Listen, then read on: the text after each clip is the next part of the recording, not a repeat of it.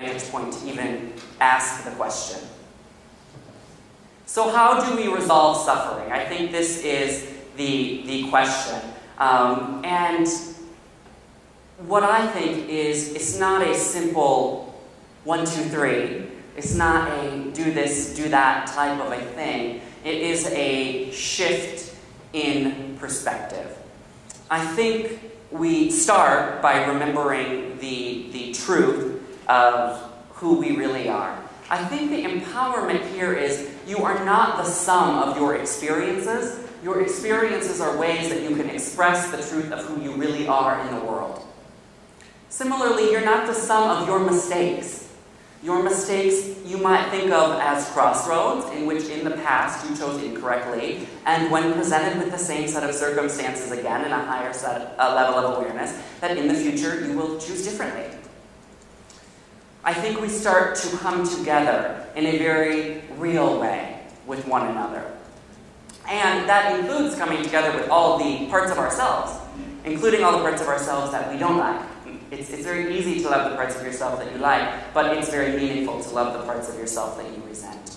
And so we start to come together in our own, into sort of one cohesive being, instead of these kind of spiritually schizophrenic beings. And I know I relate to being that sometimes. I'm speaking my truth, but I'm not living my truth, you know? So I think we stop blaming Facebook and cell phones for why we're growing apart. Because I think the truth of the matter is, in this culture, in this society, we were moving apart long before a cell phone was invented and long before Facebook was invented.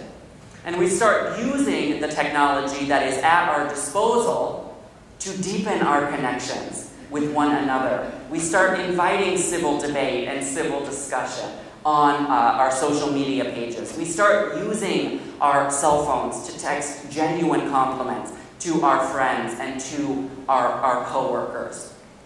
And then I think the way that we begin to move past our own personal pain is by moving into a deep, deep sense of gratitude, which includes taking note of all of the things in your life that you are grateful for.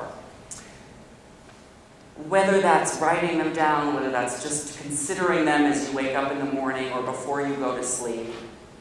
And then we take it to the radical perspective, where we begin to experience intense gratitude for those things in our life that we would not have chosen, or those things in our life that are difficult.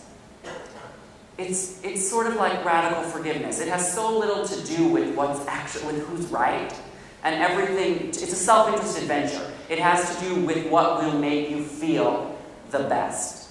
And this is not something that I can force anybody to get to a place of being ready for it. And it's not something where if someone tells me I don't feel grateful for that I can tell them, well, you should. It's a deeply, deeply personal thing.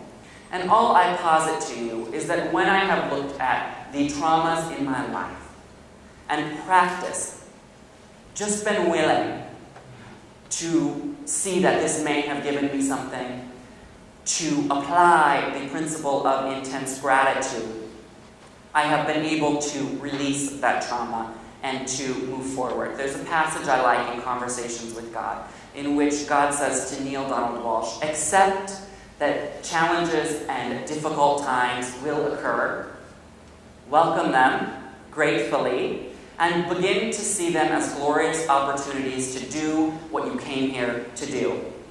And as I was reading that passage in Conversations with God, speaking of a spiritually schizophrenic existence, I was also watching CNN.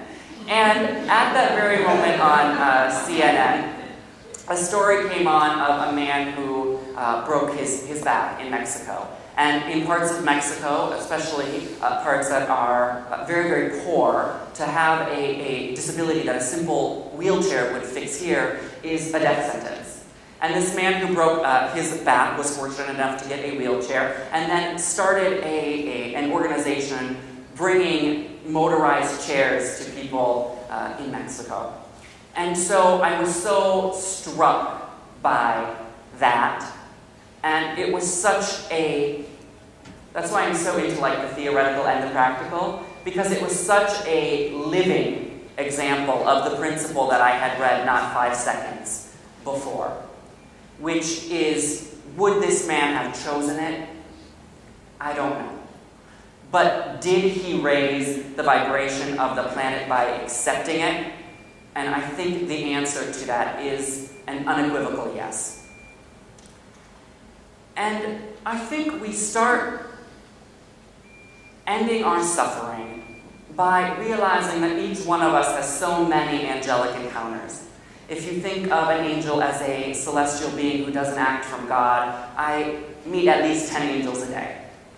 And so we start to think of the idea of an angel as not something removed and far away, but as something that we can find expressed in someone else's kindness. I was having a little bit of an up and down week with how I felt about things, and perhaps that had to do with writing about suffering. But I was doing my internet radio show the other day and screening the callers, and someone just called in and she just gave me such a nice compliment and then said, okay, now I'm going to go. I mean, it really, really raised my energy level. It made me feel so good, and it reminded me of the truth of myself. And it reminded me that I should be the one saying that, not waiting for somebody to call in randomly and tell me. I should be the one. So I should be my own angel, is another way of saying this. Or, I think it was Marianne Williamson who originally said, we're the angels we've been waiting for. And so I think there's this sense that we have experiences all the time that we should be grateful for that go so unacknowledged.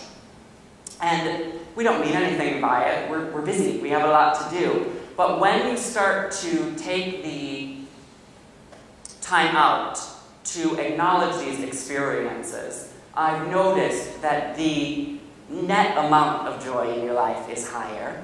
And then that you start to have almost these spontaneous outbreaks of just feeling very good.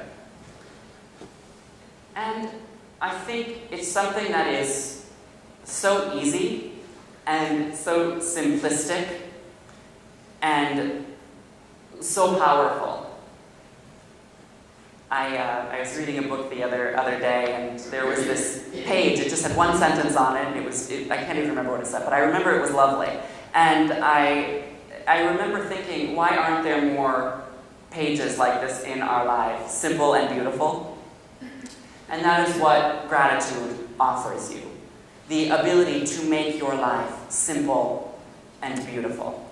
And so when we move into this idea of the gratitude perspective, what happens is that we are catapulted forward in such a way that suffering begins to lose its hold over us.